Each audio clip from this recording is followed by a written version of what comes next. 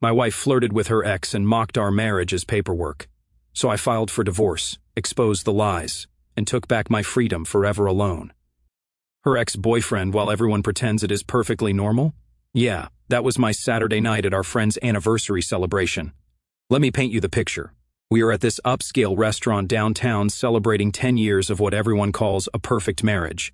Meanwhile, my wife spent exactly 0 minutes talking to me, and about 3 hours glued to her ex's side like they were the ones celebrating an anniversary. The guy's name does not matter, but let's just say he is one of those smooth-talking types who thinks every conversation is a job interview for his charm. And my wife, she was eating it up, laughing at jokes that were not funny, touching his arm during stories, and giving him the kind of attention she had not given me in months. I ordered another bourbon and watched the show because that is what it was, a performance. She kept glancing over to see if I was watching, almost like she wanted me to react. The thing is, I have been married to this woman for 8 years. I know when she is testing boundaries, and tonight she was not just testing them, she was demolishing them.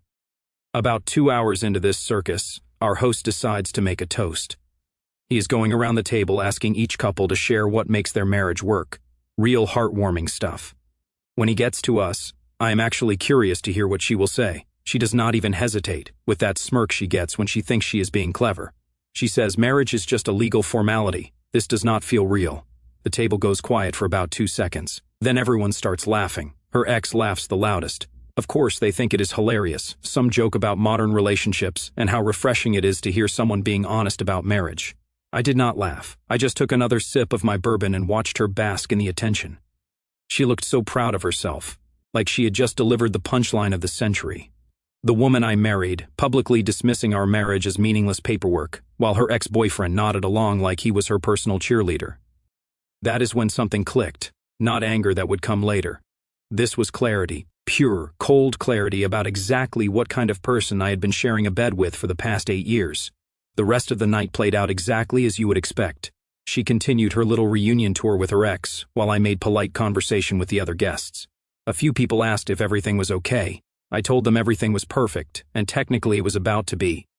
By the time we got home, she was practically glowing from all the attention. She rambled on about how great it was to catch up with old friends, and how some people just understand you on a deeper level. She was so wrapped up in her own little fantasy that she did not notice I was not responding. I let her talk. I let her explain how her ex had grown so much and become such an interesting person.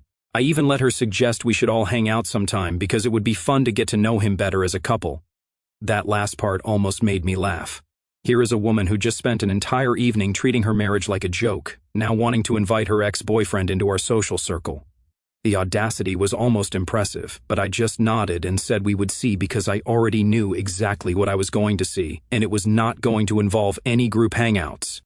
The next morning, she was still riding high from her performance. Made coffee for herself, checked her phone about 15 times in 20 minutes, and kept bringing up random memories from back in the day. She was reliving her glory years, completely oblivious to the fact that she just handed me the perfect motivation to make some major life changes. I watched her scroll through social media, probably looking for pictures from the party or checking if her ex had posted anything. She was so distracted that she did not notice me quietly gathering certain documents from our home office. Important documents, the kind you need when you are about to turn someone's legal formality comment into a reality check. Because here is the thing about treating marriage like it is just paperwork. Sometimes that paperwork is the only thing standing between you and complete freedom. And if she wanted to act like our marriage was meaningless, I was more than happy to help her discover just how meaningful those legal formalities could become. 3 days later, I made a phone call that would change everything. Not to her ex-boyfriend, obviously, to someone far more important. Someone who specialized in making legal formalities very, very real. That phone call I mentioned, it was to a divorce attorney. Turns out, when you have been planning for the worst while hoping for the best, you already know which lawyer has the highest success rate in town. The consultation was scheduled for Wednesday morning. I told my wife I had a dentist appointment. She barely looked up from her phone to acknowledge me leaving. She was too busy texting someone, and we both knew it was not her sister. The attorney's office was exactly what you would expect. Mahogany furniture, law books everywhere, and the kind of atmosphere that says, "We handle serious business here." The lawyer herself was this sharp woman in her 50s who got straight to the point. "What is your situation?" she asked, pen already ready. I laid it out: 8 years married, joint checking account, house under both names, no kids. Then I told her about Saturday night, the party, the comment, the whole show. She took notes while I talked, occasionally asking specific questions about assets and timelines. "How long has this behavior been going on?" she asked. That is when I realized Saturday was not an isolated incident. It was just the loudest example of a pattern I had been ignoring for months. The late nights out with friends, the phone calls she would take in another room, the way she would check her appearance before going to the grocery store, but could not be bothered to dress up for our anniversary dinner. "About 6 months," I told her. "Maybe longer." She nodded like she had heard this story 1,000 times before. "Well, the good news is you were in a no-fault state. The better news is that you came to me before making any major financial decisions or confrontations. Smart move. Smart move." That felt good to hear, considering I had been feeling like an idiot for the past few days. We spent the next hour going over my options: asset division, timeline for proceedings, what to expect during the process. She explained everything in terms that made sense, which was helpful because my brain was still processing the fact that I was actually sitting in a divorce lawyer's office. "One more thing," she said as I was getting ready to leave. "Do not change your behavior at home. Do not hint at what is coming. The element of surprise is your biggest advantage right now." So I went home and pretended everything was normal, which apparently was easier than I thought it would be. My wife was on the couch, laptop open, video chatting with someone. She quickly minimized the window when I walked in. "How was the dentist?" she asked, not even looking at me. "Fine, no cavities." She nodded absently and reopened her laptop. I caught a glimpse of the screen before she angled it away. Social media, of course, specifically a profile page with a very familiar face on it. That evening, she announced she was going out for drinks with some old college friends. She spent an hour getting ready: full makeup, the dress that used to be reserved for special occasions, the perfume I bought her for Christmas, all for college friends. "Do not wait up," she said, kissing my cheek like we were roommates instead of married couples. "I might be late." I almost laughed. Here she was, putting more effort into looking good for her mystery drinks than she had for any date night in the past year.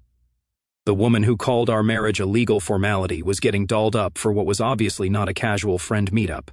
"Have fun," I said, and meant it, because every time she pulled something like this, she was making my lawyer's job easier. She came home at 2 o'clock in the morning, trying to be quiet but failing spectacularly. I heard her bump into the coffee table, followed by some creative cursing. She was definitely not sober. The next morning, she slept until noon. When she finally emerged from the bedroom, she looked like she had been hit by a truck. Makeup smeared, hair everywhere, still wearing yesterday's dress. "Rough night?" I asked, handing her a cup of coffee. "We just got carried away catching up," she said, avoiding eye contact. "You know how it is with old friends." "Old friends, right?"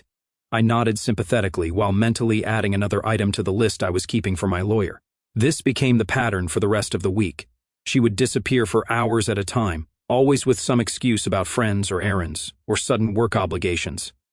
Meanwhile, I was quietly organizing 8 years' worth of financial records, photographing important documents, and building the most comprehensive case file my attorney had ever seen.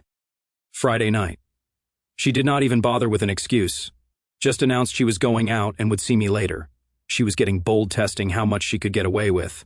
What she did not realize was that I was letting her get away with everything because every boundary she crossed was another nail in the coffin of our legal formality. While she was out living her best life, I was in our home office making copies of bank statements and investment portfolios. Turns out when you actually pay attention to your finances, you notice some interesting patterns, like how our joint checking account had been funding a lot of expensive dinners I definitely did not attend. By Sunday, I had everything I needed: documentation, timeline, evidence of her increasingly disrespectful behavior, and a lawyer who specialized in making sure people like my wife learned exactly what legal formalities could accomplish. The irony was not lost on me. She thought marriage was just paperwork. But she was about to discover that paperwork had real power when it was filed in the right courthouse by the right attorney. Monday morning, my lawyer called with the news I had been waiting for. Everything was ready. The papers were prepared, the filing was scheduled, and my soon-to-be ex-wife's education on legal formalities was about to begin. All I had to do was wait for the right moment to serve them, and something told me that moment was coming very soon. Monday morning, I filed for divorce. Tuesday, my wife brought her ex-boyfriend to our house. I came home from work around 6 o'clock to find his car in my driveway, not parked on the street like a normal visitor. right there in my spot, like he belonged there. The audacity was almost artistic. I walked through the front door to find them on my couch, sharing takeout Chinese food and laughing like teenagers. They both looked up when I entered, and the guilty expressions on their faces told me everything I needed to know about how platonic this friendship really was. "Hey, honey," my wife said, trying to sound casual. "Look who stopped by. We were just catching up and decided to grab some dinner." Her ex stood up, extending his hand like we were meeting at a business conference. "Good to see you again," he said with this fake smile that made me want to break his teeth. I shook his hand, probably longer than necessary, and watched him flinch slightly when I gripped a little tighter than expected. "Nice to see you too," I said. "Making yourself comfortable, I see." My wife shot me a warning look like I was the one being inappropriate. Here is this guy eating dinner at my table, probably using my silverware, and I'm supposed to play the gracious host. "We were just talking about old times," she explained, like that made bringing another man into our home perfectly reasonable. "You remember how much fun we all used to have in college? Except I was not in college with them. I met her 2 years after she graduated, but apparently we were all pretending I was part of their shared history now."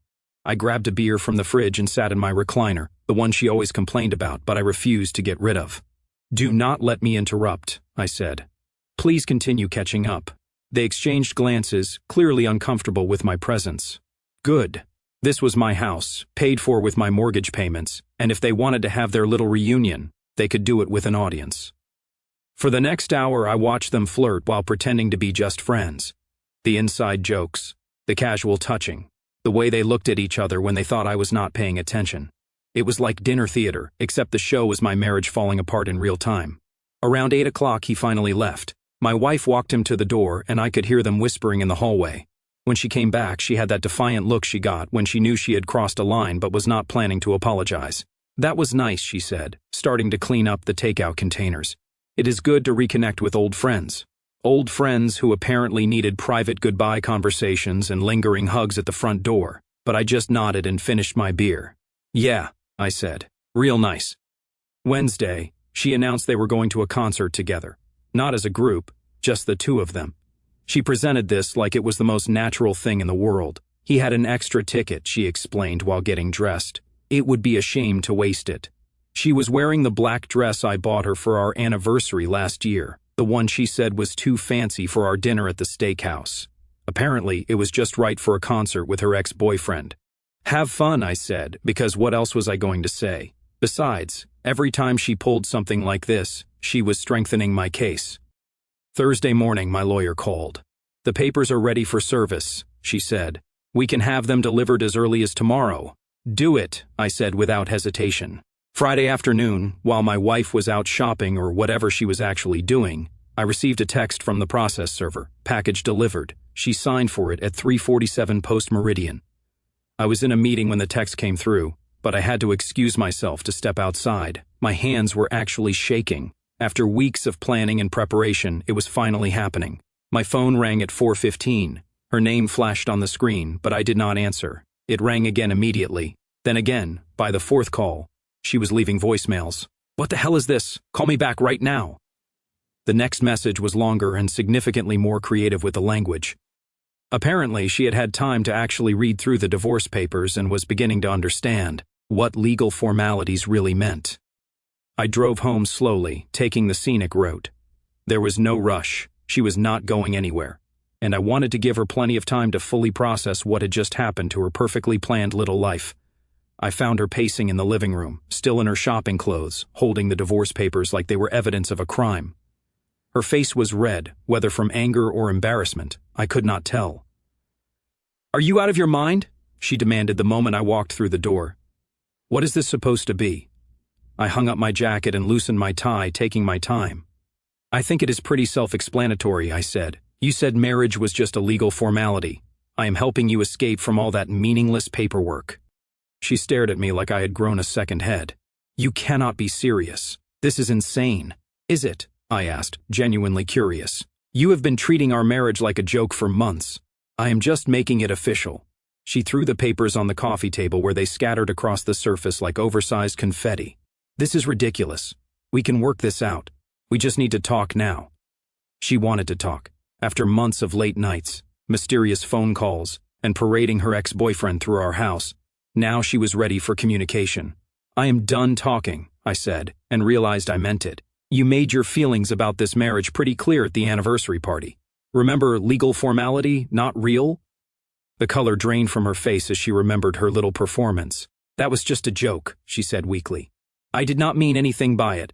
Funny thing about jokes," I said, opening that beer I had been thinking about all afternoon. "They are only funny when everyone is laughing." I was not laughing. She sat down heavily on the couch, staring at the papers like they might disappear if she looked at them long enough. "This is crazy," she whispered. "You are throwing away 8 years over one stupid comment. One comment, like that was all it was. Like I had not watched her slowly check out of our marriage while checking in with her ex-boyfriend. Like I had not counted the lies, documented the late nights, and quietly endured months of being treated like an inconvenience in my own life." "Read the papers," I said, heading toward the stairs. "Your boyfriend might be able to help you understand the legal terminology.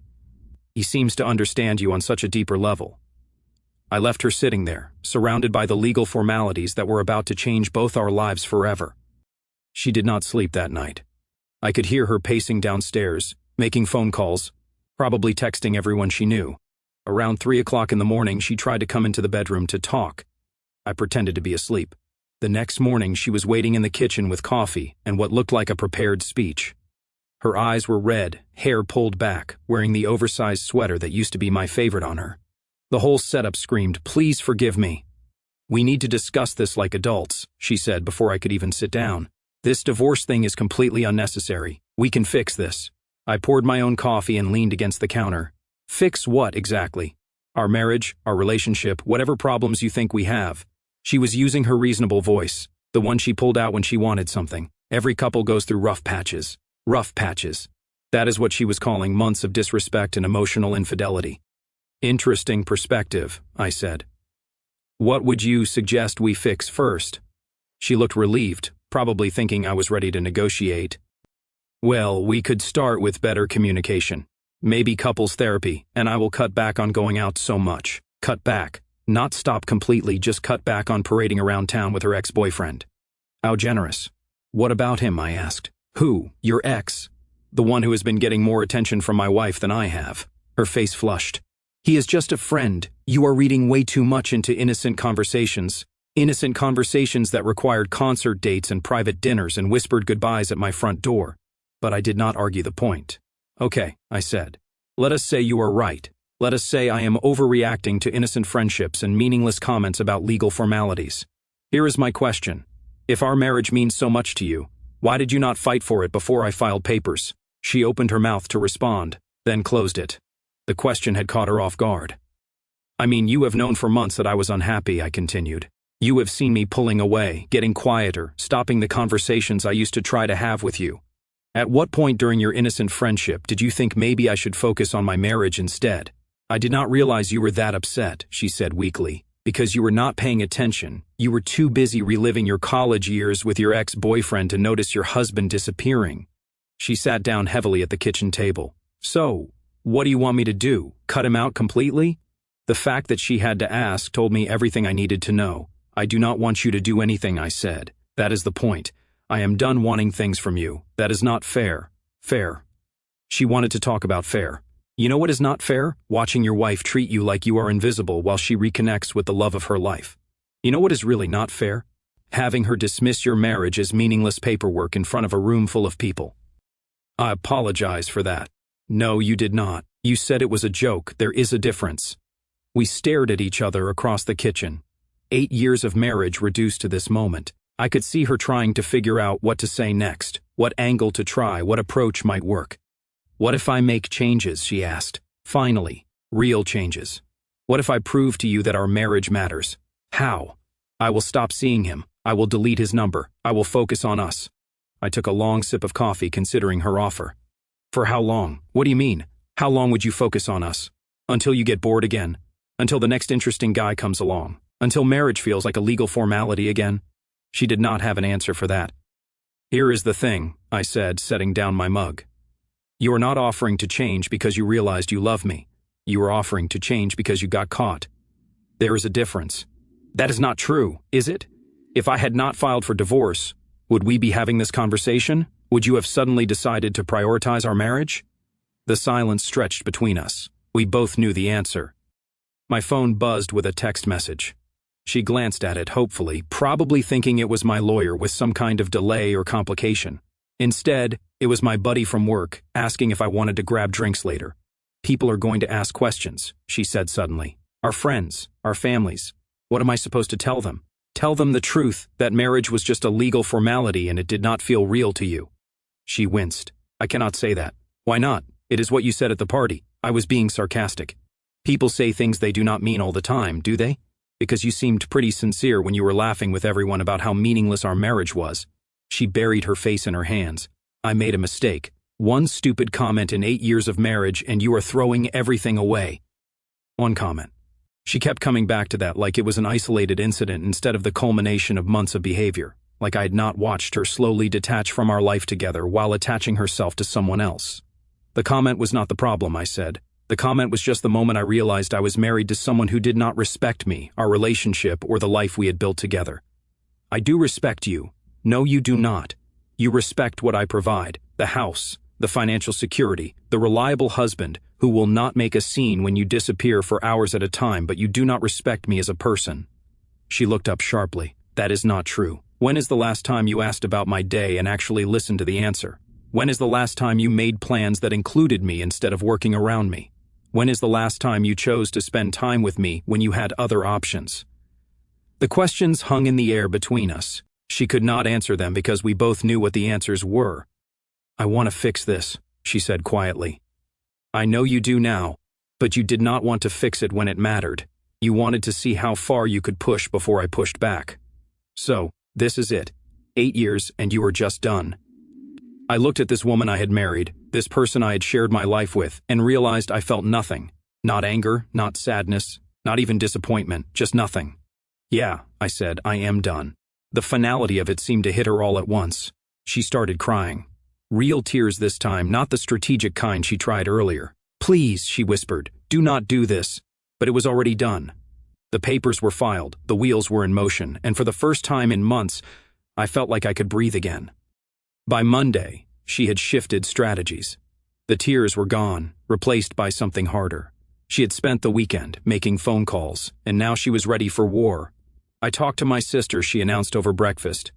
She says you are having some kind of midlife crisis. I almost choked on my coffee. Midlife crisis. Men our age, they panic. They make impulsive decisions, file for divorce over minor relationship issues. She was reciting this like she had memorized it. It is actually very common. Is that the story you are going with? It is not a story. It is psychology. You are feeling trapped, questioning your choices, acting out. She was warming up to her theme. Now, the good news is it is treatable with therapy and patience. I had to admire the strategy. Paint me as unstable, herself as the patient. Understanding wife trying to save her confused husband from his own poor judgment. It was actually pretty clever. What did you tell your sister about why I might be having this crisis? I asked. That you have been stressed, at work, distant, not communicating. She ticked off each point like evidence in a court case. Classic signs. And what did you tell her about your ex-boyfriend? Her face went blank for just a second. What about him? Did you mention the concert, the dinner at our house, the 3 hours at the anniversary party? He is not relevant to this discussion. Interesting. So, in your version of events, I am having a psychological breakdown over nothing. I am trying to help you understand what is happening to you. What was happening to me? Like I was having some kind of mental breakdown instead of finally standing up for myself. It was brilliant gaslighting. Honestly, let me understand this correctly, I said. You think I filed for divorce because I am mentally unstable?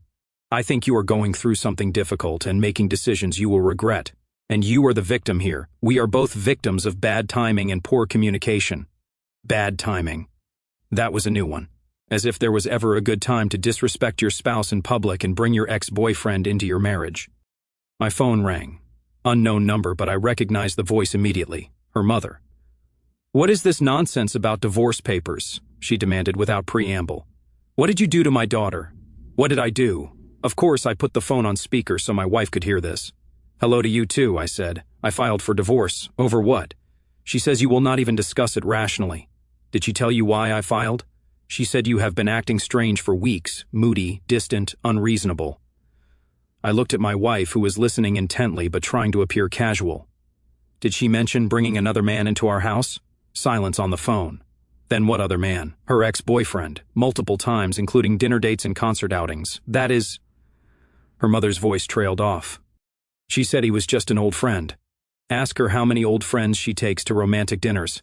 It was not romantic, my wife snapped, abandoning her casual act. We were just catching up. Catching up requires multiple private meetings and concert dates? I asked. Interesting definition. Her mother's voice came back on the line, noticeably cooler now. I think I need to talk to my daughter privately. After I hung up, my wife glared at me.